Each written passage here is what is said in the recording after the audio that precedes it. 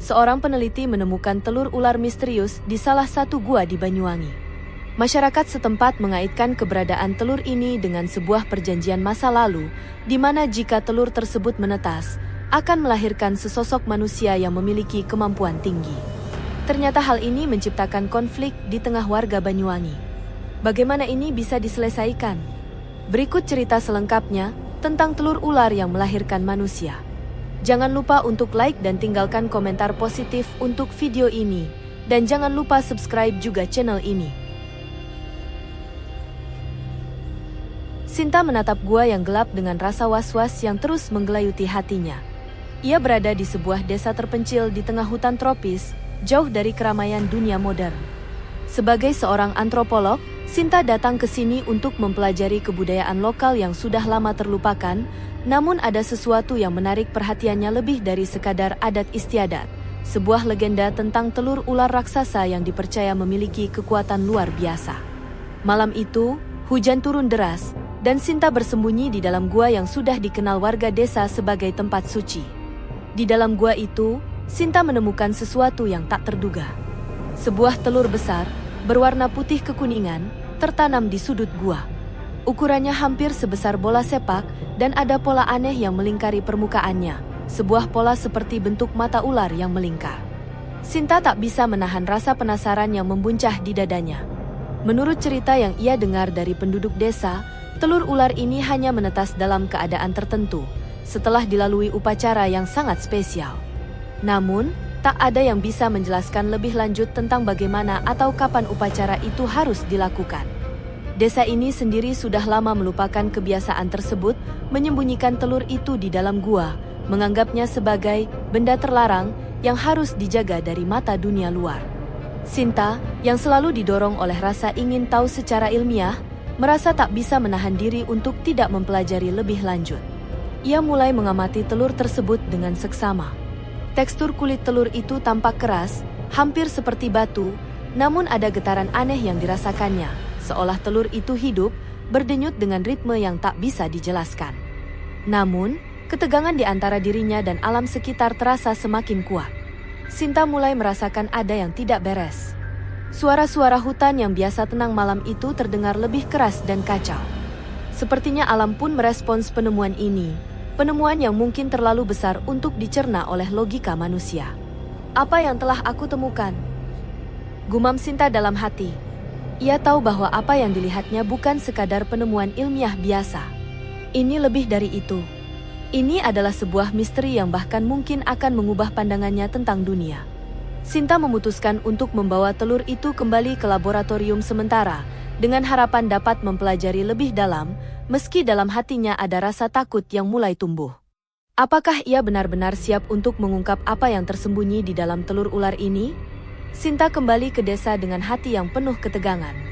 Telur ular yang ia temukan di gua itu kini terbungkus dalam kain putih, disimpan rapat-rapat di dalam ransel besar yang selalu dibawanya. Suara gemerisik hutan dan hujan yang menderu saat ia berjalan kembali seolah menjadi musik pengiring untuk perjalanan yang penuh pertanyaan ini. Namun, dalam benaknya, hanya ada satu hal yang menguasai pikirannya. Apa yang akan terjadi pada telur itu? Kehidupan di desa yang terpencil ini seolah terhenti ketika Sinta kembali. Warga desa yang semula tidak terlalu memperhatikan kedatangannya kini menjadi lebih waspada.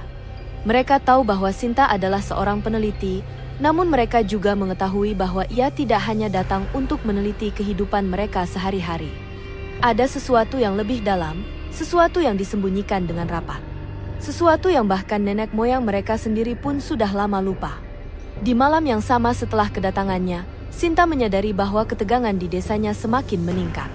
Setiap kali ia berjalan melewati rumah-rumah penduduk, ia merasakan tatapan yang penuh curiga, seolah-olah setiap langkahnya diawasi. Tidak ada yang berbicara langsung dengannya, namun ada bisikan-bisikan yang dibawa angin.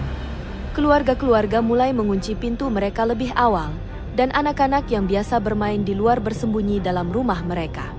Sinta merasa terisolasi, meskipun ia tahu bahwa ia hanya datang dengan niat untuk melakukan penelitian. Namun, semakin lama, ia semakin merasakan bahwa penemuan telur ular itu telah mengguncang dasar kepercayaan mereka, mengingatkan mereka pada sesuatu yang jauh lebih tua dan lebih berbahaya. Pagi berikutnya, Sinta mengunjungi rumah kepala desa, Pak Wira.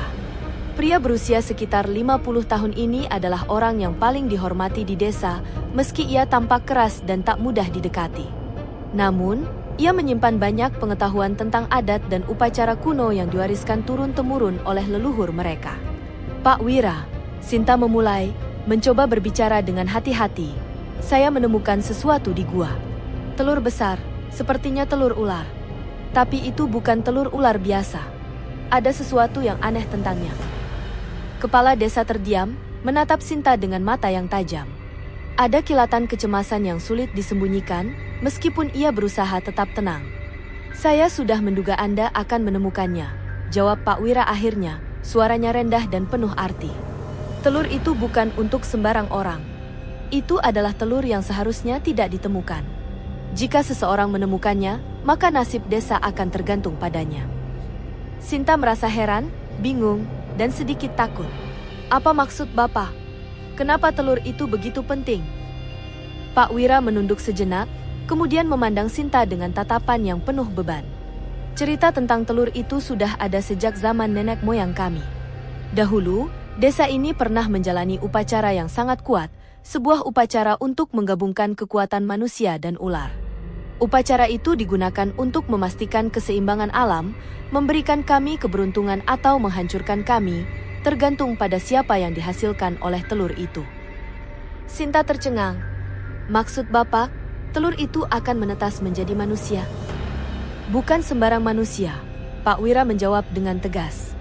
Jika telur itu menetas, maka orang yang dilahirkan akan memiliki kekuatan yang luar biasa, kekuatan yang berasal dari alam liar, kekuatan ular. Seorang anak yang memiliki kekuatan untuk mengendalikan ular, mengubah nasib desa ini. Tapi ada satu hal yang harus diingat. Upacara ini bukan hanya soal lahirnya seorang anak dengan kekuatan. Ada sesuatu yang harus dilakukan, dan tidak semua itu dapat diterima begitu saja. Sinta merasa bingung. Sesuatu? Apa yang dimaksud dengan sesuatu itu? Pak Wira menarik napas panjang, seakan ia kesulitan untuk melanjutkan. Setiap upacara yang melibatkan kekuatan besar selalu membutuhkan harga yang harus dibayar. Jika telur itu menetas, maka sang anak, tergantung siapa yang ditemui oleh takdir, akan membawa nasib yang besar. Bisa menjadi penyelamat desa, bisa pula menjadi penghancur. Dan pengorbanannya adalah darah. Darah?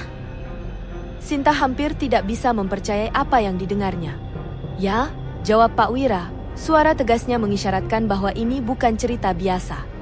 Menurut tradisi kami, siapapun yang menemukan telur ini, mereka harus menunggu saatnya datang. Seorang yang harus memimpin upacara.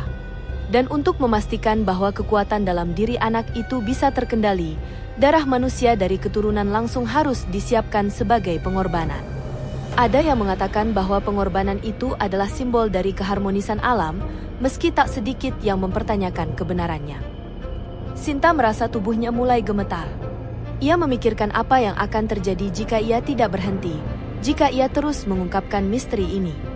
Keingintahuan ilmiah yang membara dalam dirinya kini bertemu dengan kenyataan yang sangat berat, adalah takdir yang sepertinya akan mendefinisikan hidupnya. Apakah ia berani menghadapi pengorbanan itu, atau ia akan membiarkan legenda ini tetap terkubur dalam kegelapan? Dengan hati yang penuh keraguan, Sinta memutuskan untuk melanjutkan penelitiannya. Ia harus mengetahui lebih dalam lagi tentang upacara ini, tentang siapa yang harus menjadi pengorbanan, dan bagaimana cara telur ular itu berperan dalam takdir manusia. Namun, ia juga tahu satu hal, setelah ini, tidak ada yang akan sama lagi. Keputusan untuk membuka misteri ini berarti bahwa hidupnya akan terjerat dalam sejarah desa yang tak pernah ia bayangkan sebelumnya. Dan dalam sekejap, dunia ilmiah yang biasa ia kenal, yang penuh dengan logika dan bukti, kini telah bergeser ke ranah yang lebih gelap, penuh dengan mitos, kekuatan tak terlihat, dan pengorbanan yang menunggu. Di malam yang sunyi, saat bintang-bintang bersinar terang di langit desa yang terisolasi, Sinta kembali ke rumah kecilnya. Ada ketegangan yang membungkusnya. Telur ular itu akan segera menetas. Tapi, apakah ia siap untuk menghadapi apa yang akan terungkap? Malam itu, angin bertiup kencang, menghantam dinding rumah sederhana yang kini menjadi tempat Sinta bernaung. Suara gemerisik daun, denting hujan yang jatuh ke tanah, dan desisan ular yang terdengar samar dari hutan sekitar seakan mengiringi kegelisahan yang membelitnya. Sinta duduk di meja kerjanya, memandangi telur ular yang terbungkus rapat dalam kain putih. Telur itu kini berada di tengah meja, dikelilingi oleh catatan dan buku-buku yang mengisi ruang penuh dengan pertanyaan. Semalam, Pak Wira memberinya peringatan bahwa telur itu akan menetas dalam kondisi yang tak terduga, dan bahwa apapun yang keluar dari telur tersebut akan menjadi titik balik bagi kehidupan desa. Sinta tahu bahwa legenda itu bukan sekadar cerita, tetapi kenyataan yang tak bisa dipungkiri. Namun, meskipun begitu, ia tidak bisa berhenti untuk terus mencari jawaban. Keinginannya untuk memahami tak terhentikan. Tidak hanya tentang telur itu sendiri, tetapi tentang nasib yang akan menimpa desa ini. Tengah malam, Sinta terbangun oleh suara berdesis yang datang dari meja kerjanya. Ia terkejut, tubuhnya terbangun dengan refleks, matanya mengarah ke telur yang kini tampak berbeda. Cangkangnya yang sebelumnya keras dan tak terjamah mulai retak, sedikit demi sedikit. Sinta duduk terdiam, napasnya tertahan. Rasa takut dan penasaran saling bertarung di dalam dirinya. Ia berusaha menenangkan diri, meraih senter dan mengarahkannya pada telur yang mulai pecah. Cangkang itu retak lebih besar, dan dalam sekejap, ada gerakan kecil dari dalamnya. Sinta mendekat lebih dekat, semakin tak percaya dengan apa yang sedang terjadi. Sesuatu bergerak di dalam telur, sesuatu yang lebih dari sekadar keajaiban alam. Di hadapannya, sesuatu yang tak terbayangkan oleh akal sehat manusia mulai tampak. Dengan satu desakan keras, cangkang telur pecah menjadi dua, dan dari dalamnya muncul sosok bayi yang mengejutkan. Namun, bukan bayi manusia biasa. Mata bayi itu, meskipun sangat muda, terlihat seperti mata ular, berwarna kuning dengan pupil vertikal yang bersinar samar dalam gelap. Kulitnya tampak lembut, namun sedikit bersisik, dengan lapisan halus yang berkilau di bawah cahaya lampu.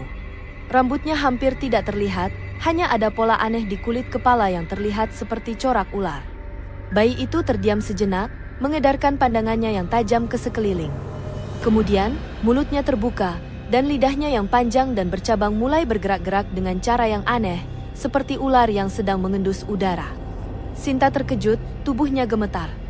Inilah anak yang telah lama diramalkan, hasil dari telur ular yang ditemukan di gua yang tersembunyi. Tidak mungkin, bisik Sinta dalam hati. Ini bukan anak biasa. Bayi itu tiba-tiba menangis, tetapi tangisannya tidak seperti tangisan bayi manusia pada umumnya. Suaranya rendah, hampir seperti desisan ular, menggema di dalam ruang kecil itu. Sinta menelan ludah, jantungnya berdebar sangat cepat. Ia merasa ada sesuatu yang lebih besar dari yang ia bayangkan sedang terjadi. Ini lebih dari sekadar penemuan ilmiah. Ini adalah peristiwa yang melibatkan takdir, mitos, dan kekuatan alam yang tak terjangkau oleh akal manusia. Tanpa sadar, Sinta meraih bayi itu, menggendongnya dengan hati-hati meskipun ada rasa ngeri yang menyelip di pikirannya. Ia tahu bahwa apa yang ada di tangannya bukanlah manusia biasa. Tetapi apa yang bisa ia lakukan? Ia telah menemukan bayi ini. Ia harus menjaganya, memeliharanya, setidaknya untuk sementara waktu. Selama beberapa minggu berikutnya, Sinta berusaha menjaga bayi itu dengan penuh perhatian. Ia memberinya susu, meskipun ia tahu itu tidak biasa, bahkan tidak alami. Namun, bayi itu tumbuh dengan sangat cepat. Setiap hari, ia semakin terlihat seperti manusia, meskipun ada keanehan yang tak bisa diabaikan. Kulitnya mulai lebih mulus, namun garis-garis halus yang menyerupai sisik ular masih dapat terlihat jika dia mati dengan seksama. Matanya yang tajam seolah bisa menembus segala sesuatu, sementara lidahnya yang panjang tetap bergerak-gerak seperti ular yang selalu waspada terhadap lingkungannya. Pada usia 2 bulan, bayi itu sudah bisa duduk tegak, memperhatikan segala sesuatu di sekelilingnya dengan cara yang sangat tidak biasa. Ia tidak menangis seperti bayi pada umumnya. Sebaliknya, ia mengeluarkan suara gemerisik yang mirip dengan desisan ular. Keanehan-keanehan ini hanya menambah rasa takut yang kian berkembang dalam diri Sinta. Ia tidak tahu apa yang harus dilakukan dengan anak ini. Haruskah ia memberitahukan desa? Ataukah lebih baik menyembunyikannya dan melanjutkan penelitiannya sendiri? Namun, yang lebih menakutkan adalah kenyataan bahwa Rama, nama yang akhirnya diberikannya pada bayi itu, tidak bisa hidup seperti anak manusia biasa. Setiap gerak-geriknya menunjukkan bahwa ia lebih dari sekadar bayi manusia. Ia memiliki insting yang sangat tajam, seolah-olah ia bisa merasakan dunia di sekitarnya lebih intens daripada orang dewasa. Ia bisa mengendalikan gerakan ular-ular yang datang menghampiri rumah Sinta. Dengan hanya menatap mereka, ular-ular itu akan mengikuti perintah tak terlihat. Pada usia 6 bulan, Rama sudah bisa berjalan, meskipun ia lebih suka merayap seperti ular, dengan tubuh yang lentur dan cepat. Sinta mulai khawatir. Apa yang terjadi jika kemampuan luar biasa ini tidak terkontrol? Apa yang harus ia lakukan jika dunia luar mengetahui tentang Rama dan kekuatan yang dimilikinya? Suatu malam, saat Sinta sedang mengerjakan catatan-catatan penelitiannya, ia mendengar suara desisan dari luar rumah. Dengan cepat, ia membuka pintu dan melihat sekumpulan ular besar berdatangan menuju rumahnya. Seolah mereka tahu sesuatu yang tidak ia ketahui. Rama, yang berada di dalam rumah, mulai bergerak-gerak, dan seketika, ular-ular itu berhenti di depan pintu, seakan menunggu perintah. Sinta terdiam, tubuhnya membeku. Apa yang terjadi? Apa yang diinginkan ular-ular ini dari Rama? Apakah ia sudah menjadi bagian dari sesuatu yang lebih besar, lebih berbahaya? Saat Rama mengangkat tangannya, ular-ular itu mulai bergerak mengikuti isyaratnya, menciptakan barisan yang sangat rapi, seolah mereka tunduk pada kekuatan yang lebih besar. Rama bukan lagi sekadar anak bayi. Dia adalah sesuatu yang jauh lebih kuat, lebih misterius, dan kini Sinta tahu, tak ada jalan mundur. Takdir yang sudah ditulis untuknya akan segera terungkap. Pagi itu, Sinta terbangun dengan perasaan yang lebih berat dari biasanya. Sesuatu yang aneh terasa menggantung di udara, sebuah tekanan yang semakin lama semakin menggerogoti jiwanya. Pintu rumahnya terkunci rapat, namun suara desisan yang terdengar dari luar seperti tak bisa dihindari. Ular-ular besar masih berkeliaran di sekitar rumah, dan mereka tampaknya lebih banyak daripada sebelumnya. Ada rasa cemas yang tak bisa dibendung, dan Sinta tahu bahwa ia harus segera mengambil langkah lebih jauh untuk mengerti apa yang sedang terjadi pada Rama, anak yang ia rawat dengan hati-hati selama ini. Rama kini sudah berusia 8 bulan. Tubuhnya yang semula kecil kini tumbuh lebih besar dan lebih kuat. Keanehan-keanehan semakin tampak jelas. Meskipun ia tidak berbicara seperti bayi manusia pada umumnya, matanya yang tajam seringkali berkelip seolah-olah ia sedang menganalisis dunia di sekitarnya dengan cara yang tak dimiliki oleh manusia biasa. Ia tidak menunjukkan rasa takut, bahkan ketika ular-ular besar berkeliaran di sekitar rumah.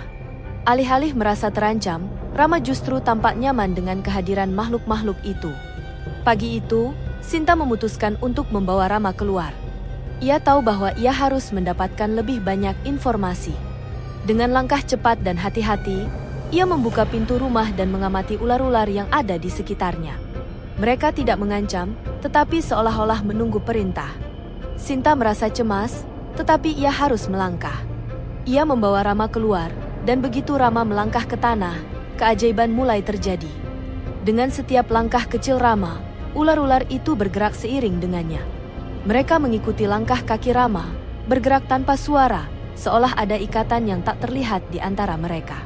Sinta tidak bisa berkata-kata, matanya terbelalak, tubuhnya gemetar. Ia merasa seperti menyaksikan sesuatu yang jauh lebih besar dari dirinya. Rama, anak yang ia anggap sebagai manusia, kini tampak seperti pemimpin dari dunia yang tak ia kenali sebelumnya.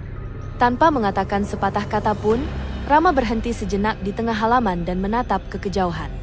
Matanya berkilat, seakan dia sedang memandang jauh melampaui dunia ini, memeriksa sesuatu yang tidak terlihat oleh manusia biasa. Perlahan, ia mengangkat tangan kanannya, dan segera ular-ular itu mulai berkumpul di sekelilingnya, membentuk lingkaran besar. Keheningan yang sangat dalam melingkupi desa, sementara Sinta hanya bisa menonton dengan mulut terbuka.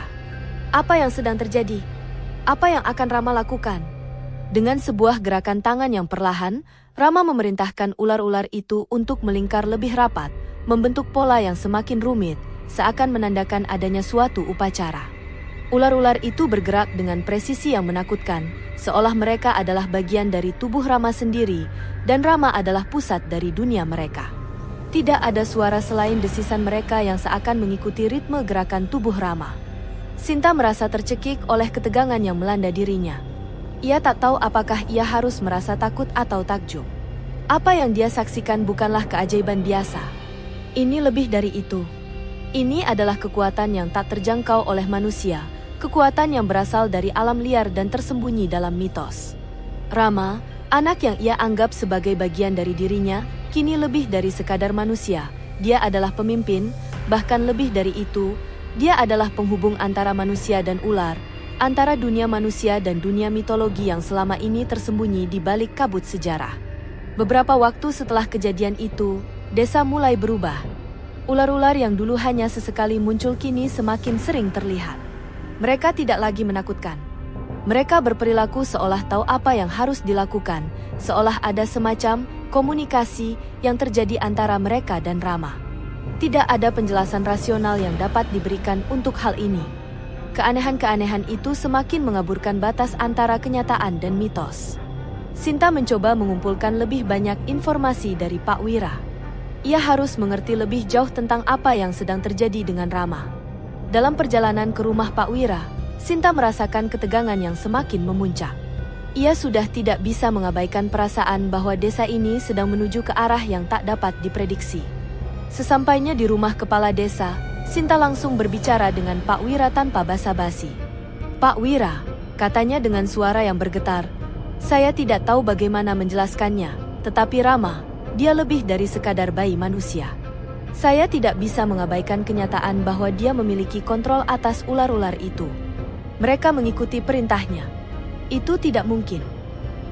Pak Wira menatapnya dengan tatapan yang penuh makna. "Sinta," katanya pelan, "apa yang kamu lihat bukanlah kebetulan. Rama adalah hasil dari sebuah kekuatan yang sangat tua. Itu adalah bagian dari takdir desa ini, dan takdir itu tidak bisa dihindari." Sinta menatapnya bingung. Tapi bagaimana mungkin? Bagaimana sebuah anak bisa mengendalikan ular-ular itu? Apa yang harus saya lakukan? Pak Wira menarik napas panjang. Ada sesuatu yang lebih besar yang sedang menunggu. Selama ini, kita tidak pernah bisa menghindar dari kenyataan bahwa anak yang lahir dari telur itu bukanlah anak manusia biasa. Mereka adalah pemimpin yang ditunggu-tunggu, pemimpin yang akan membawa desa ini ke dalam perubahan yang sangat besar. Sinta merasa semakin terpojok. Perubahan bagaimana, Pak Wira? Apa yang akan terjadi pada desa ini? Pak Wira menunduk sejenak sebelum mengangkat kepalanya dengan tatapan yang serius. Desa ini sudah lama hidup dalam ketidakpastian. Setiap beberapa generasi, seorang anak akan lahir dengan kekuatan ini, sebuah kekuatan yang bisa membawa kemakmuran atau kehancuran. Dan jika takdir berpihak pada Rama, maka desa ini akan mengalami perubahan besar, perubahan yang akan mengguncang setiap dasar kehidupan kita. Sinta terdiam, meresapi kata-kata Pak Wira. Ia tidak tahu apakah ia siap untuk menghadapi kenyataan ini. Namun, satu hal yang pasti, Rama bukan lagi sekadar anak bayi yang ia rawat. Dia adalah bagian dari sesuatu yang lebih besar, lebih kuat, dan lebih menakutkan daripada yang bisa ia bayangkan. Sekarang, Sinta hanya bisa menunggu. Menunggu apa yang akan terjadi selanjutnya. Apa yang akan Rama lakukan? Apa yang akan terjadi pada desa ini? Dan apa peran yang akan ia mainkan dalam peristiwa yang lebih besar dari dirinya sendiri? Hari-hari berlalu dengan semakin anehnya situasi di sekitar rumah Sinta. Desisan ular yang awalnya terdengar sporadis kini menjadi semakin sering dan teratur. Sinta mulai merasa cemas karena ular-ular itu tidak hanya berkeliaran di sekitar rumah, tetapi mulai mendekat dengan sengaja. Seolah mereka tahu apa yang terjadi di dalam rumahnya, seolah mereka menunggu sesuatu. Rama, yang telah tumbuh cepat, kini tampak lebih dari sekadar bayi manusia biasa. Di usia 8 bulan, ia sudah bisa berdiri sendiri, meskipun lebih sering bergerak dengan cara merayap seperti ular. Keanehan-keanehan itu semakin jelas terlihat. Matanya yang dulu penuh dengan keingintahuan kini dipenuhi dengan kebijaksanaan yang jauh melampaui usianya. Ada saat-saat ketika Sinta merasa seperti Rama sudah tahu lebih banyak dari dirinya, bahkan tentang dirinya sendiri. Meskipun Rama tidak pernah berbicara, komunikasi antara mereka terasa begitu kuat. Sinta merasakan sebuah ikatan yang misterius, yang lebih dari sekadar hubungan ibu dan anak. Pada suatu malam, ketika Sinta sedang berusaha memecahkan simbol-simbol kuno yang ada di buku-buku tua yang ditemukan di rumah Pak Wira, suara desisan ular terdengar semakin dekat. Ia menyadari bahwa suara itu berasal dari luar. Pintu rumah yang terkunci rapat seakan tidak mampu menahan kedatangan makhluk-makhluk itu. Perlahan, Sinta membuka jendela, dan di luar sana, ia melihat ratusan ular besar bergerak menuju rumahnya dengan cara yang aneh. Mereka berbaris dengan rapi, seperti pasukan yang menunggu perintah. Sinta merasakan getaran dalam tubuhnya. Apa yang sedang terjadi? Apakah ini bagian dari takdir yang tidak bisa dihindari? Hati Sinta diliputi kecemasan yang semakin dalam. Apa yang harus ia lakukan? Ia tidak tahu apa yang diinginkan ular-ular itu, tetapi satu hal yang pasti, mereka tidak datang dengan maksud yang baik. Mereka datang untuk sesuatu yang lebih besar, sesuatu yang melibatkan Rama. Dengan langkah hati-hati, Sinta memanggil Rama, yang kini duduk diam di pojok ruangan. Matanya yang tajam menatap Sinta dengan penuh pengertian, seolah tahu apa yang sedang dirasakan oleh ibunya. Rama bergerak perlahan, dan ketika ia berjalan ke arah jendela, ular-ular itu berhenti sejenak. Mereka menunggu. Sesuatu yang lebih besar sedang terjadi, dan Sinta tahu bahwa tak ada jalan mundur lagi. Rama berdiri di sampingnya, lalu dengan perlahan mengangkat tangan, memberi isyarat pada ular-ular itu untuk maju. Seketika, ular-ular itu bergerak dengan sangat teratur, memasuki rumah melalui pintu dan jendela yang terbuka. Mereka tidak agresif, bahkan seolah tidak memiliki niat untuk menyakiti. Namun, ada sesuatu yang sangat mengganggu dalam cara mereka bergerak, seperti mengikuti instruksi yang tidak terlihat. Sinta merasa ngeri dan tak berdaya. Rama kini bukan hanya anak yang ia rawat, tetapi pemimpin dari kekuatan yang lebih besar. Kekhawatiran semakin menyelimutinya. Apa yang akan terjadi selanjutnya? Sinta tahu bahwa ia tidak bisa terus mengabaikan kenyataan bahwa Rama adalah bagian dari sesuatu yang lebih besar, lebih mengerikan. Namun, pada saat yang sama, ia juga merasa tak berdaya. Apa yang bisa ia lakukan? Apa yang terjadi jika Rama benar-benar mengambil alih? Dan apakah desa ini siap dengan konsekuensi yang mungkin terjadi? Pada suatu malam, dengan perasaan gelisah yang semakin mendalam, Sinta memutuskan untuk mengikuti Rama ke hutan. Ia tahu bahwa di hutan, Rama sering menghilang. Ada sesuatu yang ia rasakan, sebuah perasaan yang memanggilnya, mengajaknya untuk memahami lebih dalam apa yang sedang terjadi. Sinta berjalan perlahan, menembus kabut malam yang semakin pekat. Hanya suara desisan ular yang terdengar di sekitarnya, seolah memberikan petunjuk arah. Sesampainya di tengah hutan, Sinta melihat Rama berdiri di tengah sebuah lingkaran besar yang terbentuk dari ular-ular. Di tengah lingkaran itu ada sebuah batu besar, yang tampaknya telah lama ada di sana. Batu itu dihiasi dengan simbol-simbol kuno yang berkilau, bersinar dengan cahaya samar yang tampak seperti berasal dari dalam batu itu sendiri. Rama berdiri tegak di tengah lingkaran, mata yang tajam menatap batu itu seolah mengandung rahasia besar yang tak bisa dimengerti oleh siapapun. Sinta merasa dirinya terjebak dalam sebuah dunia yang tak pernah ia bayangkan. Apa yang dilihatnya bukanlah sekadar upacara atau upacara biasa. Ini adalah sebuah kekuatan yang jauh melampaui pengetahuan manusia. Batu itu, simbol-simbol yang ada di atasnya, dan ular-ular yang mengelilinginya, semua ini adalah bagian dari sesuatu yang lebih besar, lebih tua dari desa ini, lebih tua dari sejarah yang pernah dicatat. Rama, suara Sinta gemetar. Apa yang terjadi di sini? Apa yang kamu lakukan? Rama menoleh, dan untuk pertama kalinya, ia berbicara dengan suara yang aneh, hampir seperti desisan ular yang dipadukan dengan suara manusia. Saya hanya mengikuti apa yang sudah ditentukan, kata Rama pelan, matanya menyala dengan sebuah cahaya yang Sinta tak pernah lihat sebelumnya. Takdir kita sudah ditulis, Sinta. Kita tidak bisa menghindari itu. Aku harus melakukan ini. Desa ini harus berubah. Sinta terdiam. Ia tahu bahwa tak ada yang bisa mengubah jalan yang sudah ditentukan. Rama bukan lagi anak manusia biasa. Ia adalah bagian dari sesuatu yang lebih besar, dan apapun yang akan terjadi, ia harus menghadapinya. Hari-hari berikutnya di desa berubah drastis. Ular-ular semakin banyak muncul, dan keberadaan mereka bukan lagi menjadi sebuah hal yang mengejutkan. Warga desa, meskipun awalnya ketakutan, kini mulai menerima kenyataan bahwa ular-ular ini bukan lagi musuh, melainkan bagian dari kehidupan mereka. Mereka datang, pergi, dan bahkan membantu dalam berbagai hal, mengendalikan hama, menjaga tanaman, dan menjaga desa dari ancaman luar. Namun, meskipun warga desa menerima perubahan itu, Sinta merasakan perasaan yang semakin kuat dalam dirinya, bahwa takdir Rama bukanlah takdir biasa.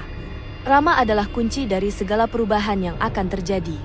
Tidak hanya untuk desa ini, tetapi untuk dunia yang lebih luas, dunia yang akan dipengaruhi oleh kekuatan kuno yang selama ini tersembunyi. Suatu pagi, Sinta menghadap Rama dengan hati yang penuh keraguan.